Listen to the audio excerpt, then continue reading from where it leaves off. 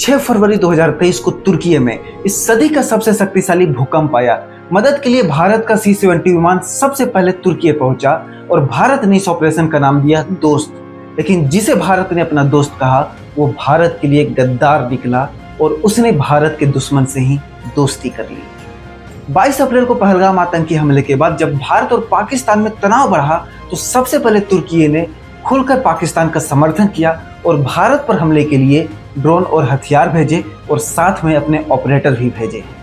आज के इस विशेष एपिसोड में हम जानेंगे कि भारत और तुर्की के रिश्ते कैसे हैं और पाकिस्तान के प्रति तुर्की के इस प्रेम की वजह क्या है।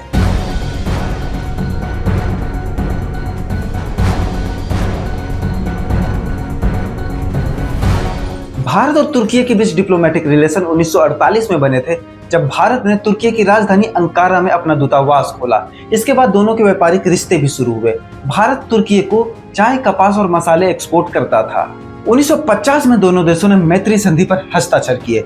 2009 में तुर्की ने पहला नैनो सैटेलाइट ITU-PSAT-1 बनाया, जिसे स्पेस में टेक्नोलॉजी पर रिसर्च करने, पृथ्वी की तस्वीर लेने और डाटा इकट्ठा करने के लिए स्पेस में भेजा जाना था। इसके लॉन्चिंग में भारत ने तुर्की की मदद की थी।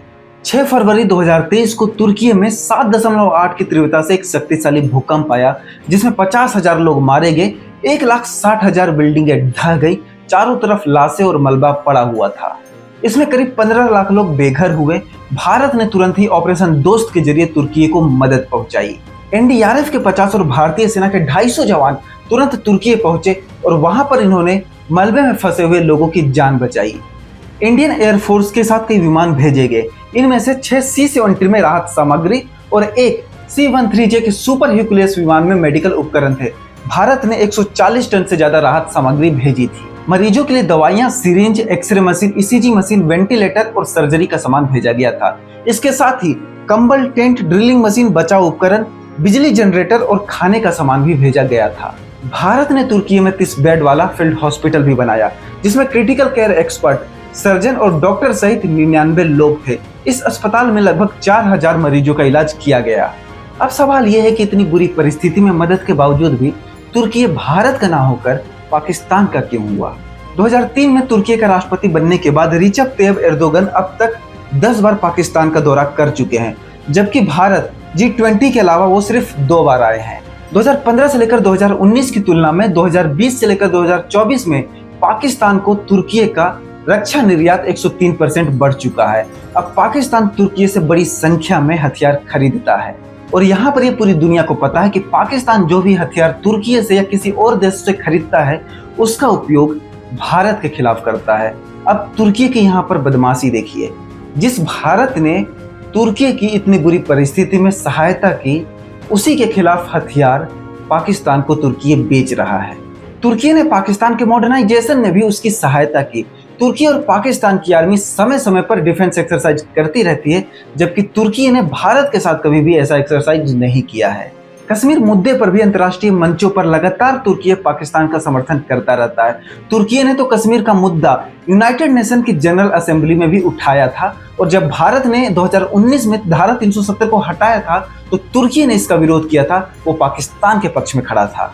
अब आते हैं पहलगाम आतंकी हमला और ऑपरेशन सिंदूर पर। पहलगाम आतंकी हमला के बाद जब आतंकियों के खिलाफ भारत ने 6 और 7 मई की रात में ऑपरेशन सिंदूर को अंजाम दिया तो इस समय भी तुर्की पाकिस्तान के साथ खड़ा था। तुर्की के राष्ट्रपति एर्दोगन ने पाकिस्तान के प्रधानमंत्री शहबाज शरीफ के साथ फोन कॉल पर बात करते हुए कहा, मैं हमलों में जान गंवाने वाले अपने भाइयों के लिए अल्लाह से रहम की दुआ करता हूँ और पाकिस्तान के भाईचारे वाले लोगों और देश के प्रति अपनी संवेदना व्यक्त करता हूँ। भारत ने तो आतंकी मारे थे, फिर तुर्की यहाँ पर क्यों उन आतंकियों के रहम की दुआ अल्लाह से कर रहा है।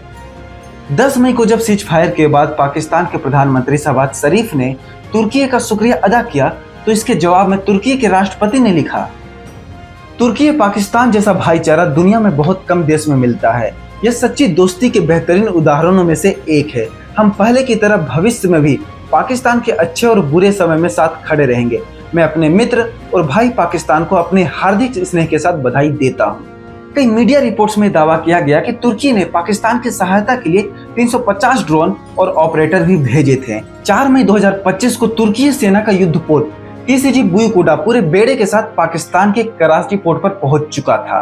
तुर्की के इसी रुख के जवाब में लोग सोशल मीडिया पर बॉयकॉट तुर्की मुहिम चला रहे हैं। भारत सरकार ने तुर्की के सरकारी मीडिया संस्थान टीआरटी वर्ल्ड को एक्स पर बैन कर दिया था। हालांकि बाद में यह बैन हटा दिया गया। अरबपति हर्ष गोयनका ने भी एक्स पर पोस्ट कर लिखा है, पिछले साल भारतीयों ने पर्यटन के जरिए तुर्की और अजरबैजान को 4000 करोड़ रुपए दिए।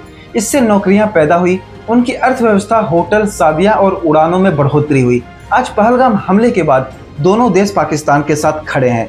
भारत और दुनिया में बहुत से खूबसूरत जगह हैं, कृपया इन दो जगह पर ना जाएं। जय हिंद।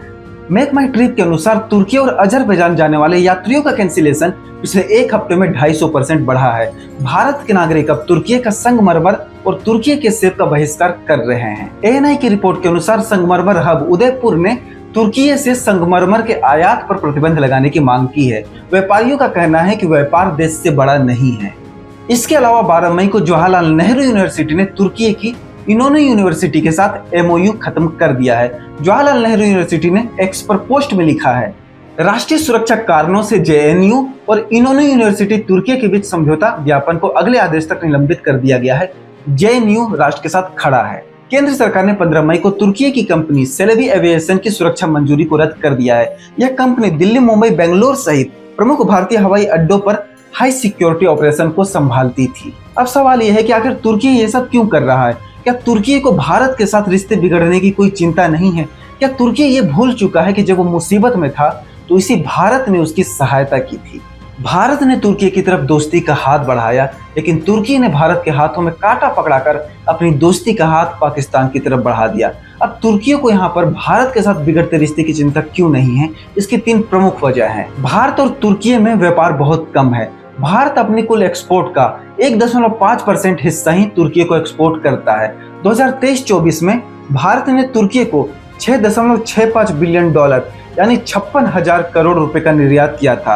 वहीं 2024-25 में ये घटकर $5.2 मिलियन लगभग 44,000 करोड़ रुपए तक पहुंच गया। इसी तरह भारत के आयात में भी तुर्की की एक छोटी सी हिस्सेदारी है, 0.5%। 2023-24 में भारत ने तुर्की से जहां $3.78 बिलियन यानी करीब 32,000 करोड़ रुपए का आयात किया था, अप्रैल-फरवरी 2024-25 में यह घटकर $2.84 बिलियन यानी करीब 24,000 करोड़ रुपए रह गया। अब तुर्की को भारत के साथ रिश्ते बिगड़ने की चिंता इसलिए भी नहीं है क्योंकि तुर्की दुनिया के 2 सुपर पावर रसिया और चाइना के करीब आ चुका है।